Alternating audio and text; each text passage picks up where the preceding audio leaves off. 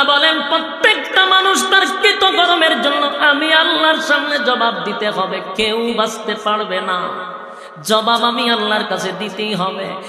আর কিয়ামতের মাঠটা এত মারাত্মক, এত একটা ভয়ানক, সেই মাঠটা এত স্বার্থপর, কেউ কারো হবে না রে। দুনিয়াতে বিপদে পড়লে কেউ না কেউ সাহায্য করে, কিয়ামতের কাঠির ময়দানে কেউ কারো সাহায্য করবে না,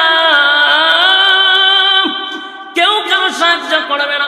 যদি আমরা মনে করি এমন পীরের মুরিদ হইলাম, পীর আমারে জান্নাতে নিবে, ফিরে আমারে পার করে দিবে, না না, পীর তো দূরের কথা, আমাদের নবী ছাড়া আদম থেকে লইয়া ঈসা রূহুল্লাহ পর্যন্ত কোন নবীর সাহস হবে না কিয়ামতের মাঠে দাঁড়াইয়া কথা বলা।